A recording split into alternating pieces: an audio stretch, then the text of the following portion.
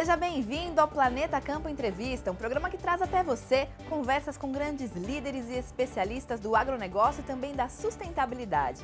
Hoje, os temas do bate-papo serão diversos, mas essenciais para os negócios do campo, assim como a nossa convidada, que se destaca como uma voz ativa e cheia de propriedade para falar de temas que influenciam diretamente a produção rural, o mercado e até o posicionamento do Brasil no cenário internacional. Para discutir sobre o propósito, o presente e o futuro da produção agropecuária, nossa entrevistada de hoje é Maressa Vilela Bittencourt, coordenadora do Comitê de Sustentabilidade da Sociedade Rural Brasileira.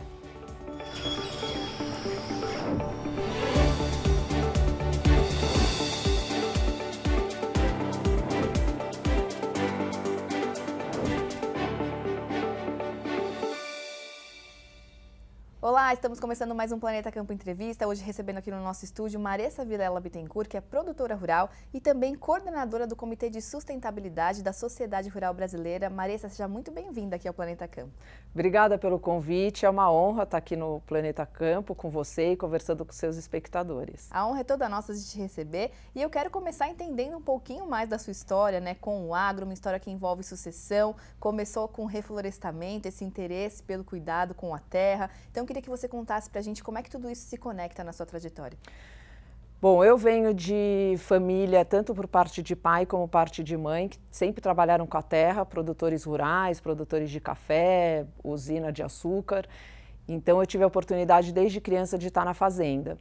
E aí foi quando eu era, por volta dos meus 20 anos, um amigo meu, engenheiro florestal, comentou de uma árvore teca que estava vindo com bastante força para o Brasil, porque ela se desenvolvia muito bem, principalmente em Mato Grosso, onde a gente tem fazenda.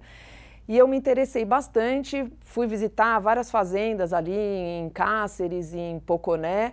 Falei para o meu pai, naturalmente ele gostou da ideia, me incentivou ali desde o começo.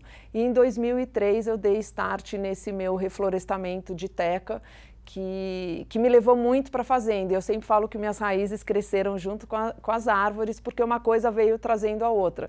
Então, dali eu comecei, meu pai me deu 50 novilhas, eu comecei a criar gado de corte.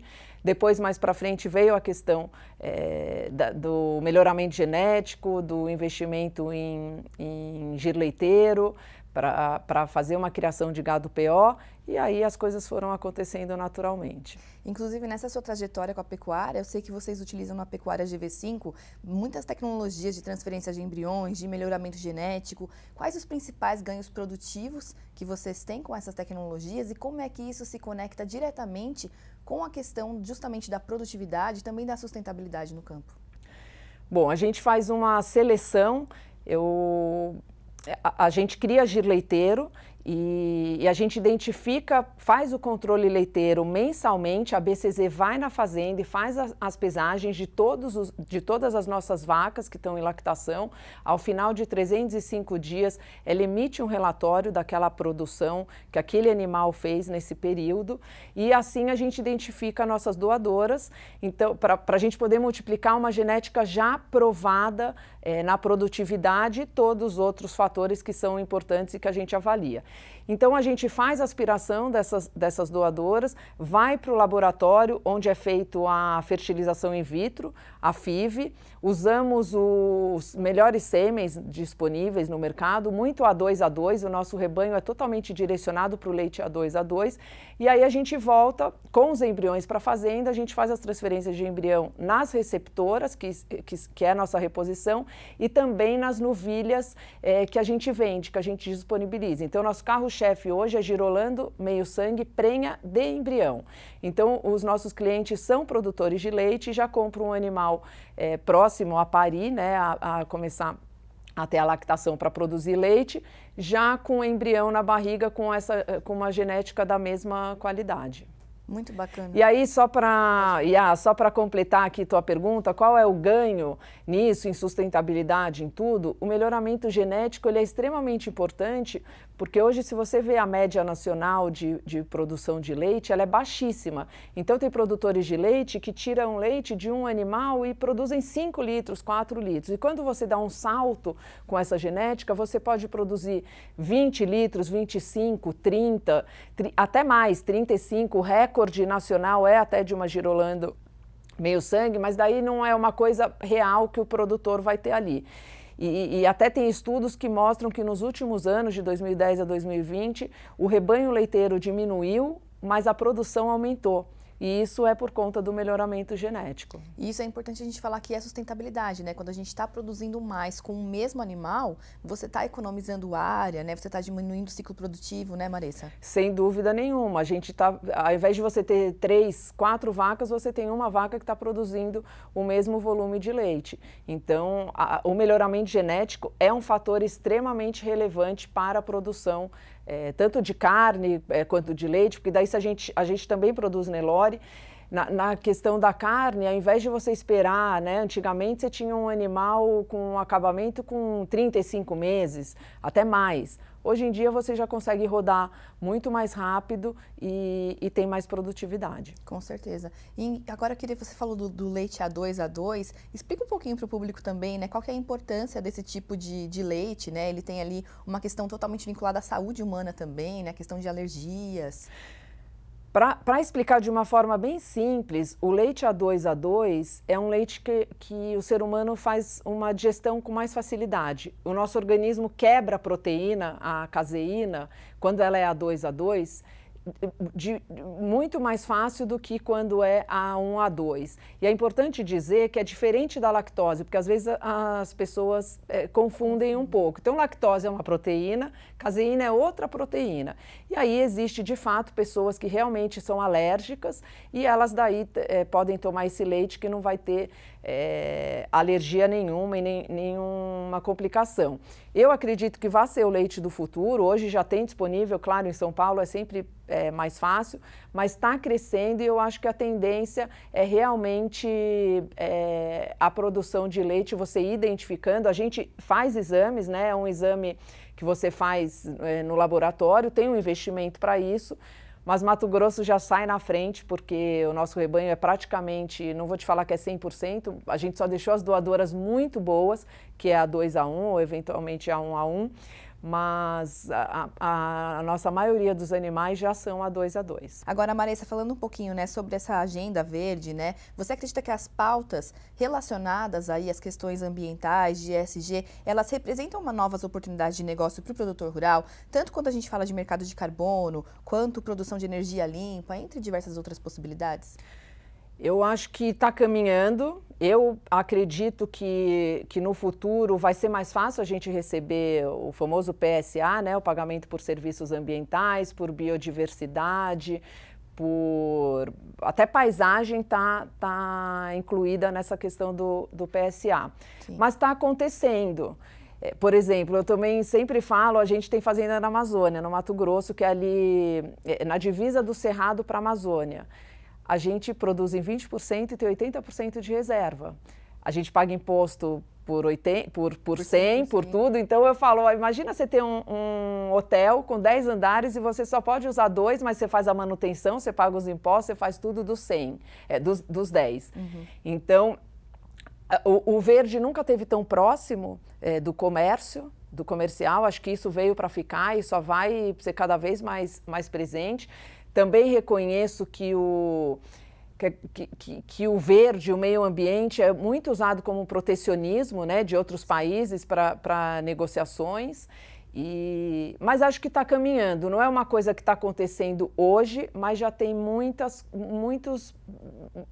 coisas acontecendo para os produtores receberem esse serviço ambiental, que carbono é mais um deles, né? Sim. Sim. Agora, a gente falou de PSA, né, mercado de carbono. Eu queria que você falasse um pouquinho sobre esse projeto que está em debate no Congresso Nacional, né? Nesse momento, o agro está isento de participação no mercado regulado. Como é que você avalia isso? Você vê como algo positivo para o setor e por quê? eu vejo como totalmente positivo e que faz muito sentido, porque você não pode regular o que você não mede. E o Brasil, ele tem os fatores de emissão próprios, e os fatores de emissão, eles evoluíram muito, mas os fatores de remoção nem tanto. Então, o agro é um setor diferente porque ele emite, mas ele também sequestra, ele também tira carbono da atmosfera. Então, a gente precisa caminhar um pouco mais para ter esse balanço e aí sim poder ser regulado. E é importante também dizer, Iá, que, salvo engano, existem 33 mercados de carbono regulados no mundo e nenhum deles o agro é regulado. Então, para mim, não faz menor sentido o Brasil querer já de cara regular sem ter esse balanço. E também existem as metodologias para medir. A Embrapa já desenvolveu, tem o LIBS, tem o espectrossolos, só que a gente é um país continental. Sim. Então, uma coisa é você medir numa área pequena, outra coisa é você conseguir escalonar isso. Mas tem muitos movimentos sendo feitos, isso está caminhando e eu acredito que num futuro a gente vai conseguir medir e vai caminhando para ter os dados mais perto da realidade. E é importante a gente ressaltar que não é porque o agro não está participando do mercado regulado que os produtores não podem ter as oportunidades do mercado voluntário, né, Marissa? Queria que você falasse um pouquinho sobre como o mercado regulado, na verdade, pode trazer oportunidades para o produtor rural no mercado voluntário. Sim, o mercado, hoje em dia o carbono é o tema mais falado, né? Assim, todo lugar que você vai sempre tem a questão do carbono, mas muito do mercado voluntário que acontece, ele não é que ele está ligado ao agro, é o mercado ligado à energia. Então, se você deixa de usar uma energia suja e você começa a usar uma energia limpa, que daí o Brasil é líder do mundo, é o país que a energia é mais limpa, você consegue ter esse carbono para você comercializar. Então, ainda não está acontecendo, a gente escuta muito falar, um fala, o outro fala, mas eu, pelo menos, não conheço alguém que faça uma venda e consiga validar, até porque tem uma questão que você não tem uma certificadora. Eu, particularmente, acho um absurdo que a gente está no Brasil, num país com esse potencial e tudo, e a gente depende de uma certificadora de fora para validar o projeto. É muito caro, então às vezes você, tendo uma área pequena, você não consegue. Hoje existem já alguns movimentos para tentar juntar alguns produtores de uma região para poder viabilizar esse mercado. E tem ali o RED, que esse de fato já aconteceu, que é mais por um carbono evitado, né? Que você tem a floresta, você deixa de desmatar e aí você recebe. No entanto, no Brasil, 1 tonelada de carbono vale 10, no mercado regulado da Europa vale 100. Então, é um assunto que chegou com muita força nesses últimos anos, 2 anos, 3 anos, e está caminhando. Então, eu vejo como um ponto positivo. E só para concluir, falando diretamente com os produtores rurais, eu acho que o nosso foco não deve ser o carbono. O carbono é uma consequência. Você vai ganhar não porque você vai vender 1 tonelada de carbono por 10 ou por 20 dólares. Você vai ganhar porque ao invés de você produzir 40, 50 sacas de soja, você vai estar produzindo 70, 80. Sim. Então, o carbono é vida, o carbono é consequência de você ter uma maior produtividade. Então, hoje o foco eu acho que tem que ser em você ser mais eficiente. E se você puder documentar isso, por exemplo, você tem uma área degradada e você vai transformá-la em produtiva, você pode sim fazer, se você tiver disponibilidade desse recurso, fazer uma análise de solo, aí fazer a propaganda aqui do laboratório IBRA, que tem uma parceria com a Embrapa Solos, que você tinha X de carbono no solo, mas fazendo essa transição para ela ser uma área mais produtiva, você adicionou carbono naquela mesma área. E aí sim você vai conseguir fazer um projeto e daí transformar isso num ativo financeiro. Muito bom. Marissa, vou te pedir uma licença agora para a gente fazer um rápido intervalo, mas daqui a pouquinho nós já estamos de volta com esse bate-papo tão bacana aqui com Marissa Vilela Bittencourt.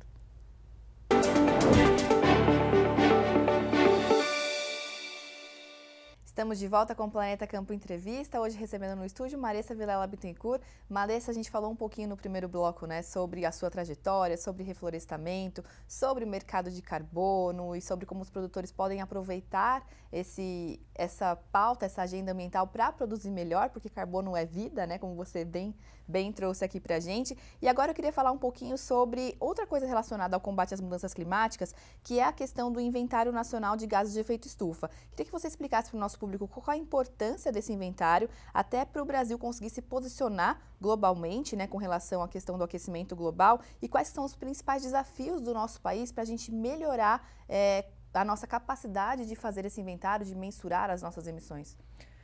Bom, o Inventário Nacional de Gases do Efeito Estufa é um tema muito relevante e pouco é discutido sobre ele. Então, ele é um inventário com força mundial, ele é apresentado para o mundo, cada país precisa apresentar esse inventário. Antes era a cada 5 anos, agora isso mudou e vai ser a cada 2 anos. Eu vejo isso de uma forma muito positiva, porque ele deve ter uma continuidade, porque as coisas vão evoluindo, as tecnologias vão evoluindo. E aí muito se fala da imagem, né, do Brasil, a gente tem que mostrar a nossa imagem, e eu sempre falo, mas se o nosso inventário estiver melhor, consequentemente a nossa imagem também está melhor. E aí o que acontece? O maior problema do mundo é o uso de combustíveis fósseis. E o Brasil tem a energia mais limpa do mundo. Assim, é um orgulho muito grande e tudo bem, eólica é limpa, solar é limpa, mas a hídrica, que é a nossa maior base, é a energia mais limpa que tem, porque a água passa, ela roda a turbina, ela gera energia e ela vai embora de novo para o ciclo dela. E aí, o nosso peso cai no desmatamento, no mudo de uso da terra. Sim. Que também eu não acho muito justo tudo isso vir para a conta da agricultura. Mas nosso maior índice de emissão vem da agricultura. E aí é aquilo que a gente conversou no outro bloco, que o agro, a gente ainda não tem as metodologias para medir o nosso balanço. Então, de 2010 a 2020, o Plano ABC transformou 50 milhões de hectares, que é uma área muito representativa, de área degradada à área produtiva. Isso quer dizer, ela adicionou e colocou muito carbono no solo. Isso não foi contemplado no inventário. Então, assim, a gente não está representado de uma forma real. Isso precisa evoluir. Por isso que ali na sociedade rural brasileira, a gente tem essa discussão, inclusive agora dia 11 a gente vai conversar, colocar na mesa o MAPA, o Ministério do Meio Ambiente, o Ministério de Ciências e Tecnologias, o Itamaraty, que é o Ministério de Relações Exteriores, junto com a academia, com a FGV, com o Secarbon, com a Faculdade de Alagoas, representada pelo Stoécio, que foi o coordenador do último inventário na parte do agro, justamente para tentar contribuir nessa agenda que eu percebo que o Brasil tem muitos dados, de fato, mas eles ficam, às vezes, um pouco soltos e falta um pouco essa conversa, sabe? Vamos reunir, vamos ter uma governança, e aí a nossa ideia é trazer a FGV, de repente, para fazer essa governança, e o nosso intuito é contribuir com essa construção para a gente estar cada vez mais com essa informação real, e avançando, mas ir colocando essa informação do que a gente emite e do que a gente remove para a gente ter um balanço. E, por fim, o mundo todo, como eu falei ali no primeiro bloco, o mundo chama muito atenção para o meio ambiente, mas é importante dizer que o problema dos gases do efeito estufa é o uso de combustíveis fósseis. Sim. Né? Então, assim, a agricultura... A participação no Brasil nesse todo é mínima, né? É mínima. E outra, a gente está falando de um setor que é necessário para a vida existir, né? A gente está falando de uma segurança alimentar. Então, isso também, aos poucos, começou a ser percebido, porque parece que é óbvio, mas o que é óbvio para um, às vezes não é óbvio para o outro. Se não tiver produção de alimento, não tem vida. É o primeiro setor que tem que ser olhado. Com certeza. E, inclusive, né, tem essa questão da imagem do Brasil e tudo mais. Eu acredito que esse inventário também ajuda a gente a ter essa tropicalização dos números, né, das emissões, porque hoje em dia, né, os números mais reconhecidos com relação à agropecuária, eles são de um clima temperado, né, e a gente mostrar isso, os nossos dados também é importante, né, Marissa? Sim, sem dúvida, porque é um pouco confuso até para eles de lá. A gente faz 1, 2, 3, talvez 4 safras. Tem produtores que conseguem fazer isso aí com a irrigação. Então, de fato, a nossa realidade é muito diferente, né, dos países temperados, e esses fatores de emissão precisam ser correspondente à nossa realidade daqui. Mas existe já esse trabalho, o mais importante é saber que a gente está caminhando, e aí a Rural está contribuindo e está chamando essa agenda para sentar na mesa e ver o que pode ser feito da melhor maneira. Perfeito. Marissa, você também é diretora de comunicação da NFA, o Núcleo Feminino do Agro. Então, como é que vocês vêm promovendo essa questão da participação, do reconhecimento das mulheres no campo? Queria que você falasse um pouquinho sobre isso. Bom, o NFA é um grupo que eu tenho um amor muito grande. Na verdade, é uma associação, nem todo mundo sabe, mas é a primeira associação de mulheres que existe no Brasil. Ela foi criada em 2010, então já está aí há uma longa data. Sim. É muito sólida, é um grupo pequeno, e às vezes até questionado que são 32 mulheres, mas tem um lado muito positivo, porque a gente é muito próxima uma da outra, e o objetivo do grupo é troca de conhecimento, é ter um amparo, né? O agro hoje em dia tem muitas mulheres inclusive extremamente capacitadas e competentes e que eu admiro muito, mas lá atrás não. Então foi um lugar de apoio e de união que vem ao longo desses anos todos com muita, assim, é um grupo muito competente, assim, muito profissional.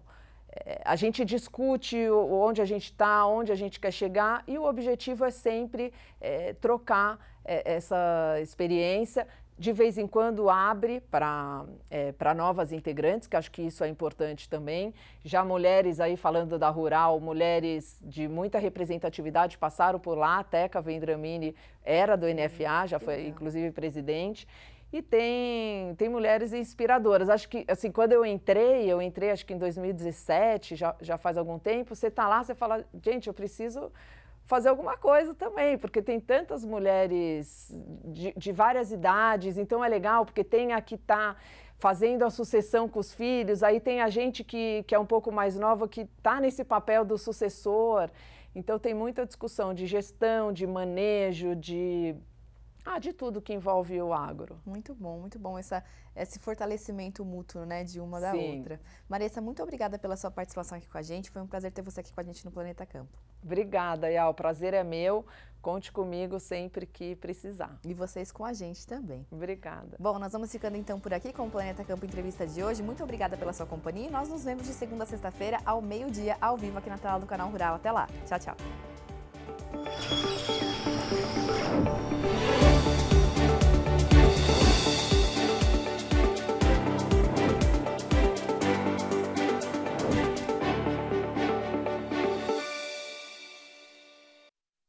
Planeta Campo, patrocínio. JBS, há 70 anos alimentando o que alimenta o mundo. UPL, reimaginando a sustentabilidade. Apoio, SLC Agrícola, produzindo com eficiência e sustentabilidade. Infinity, gestão de resíduos. Associação Brasileira dos Criadores de Zebu, a BCZ de todos.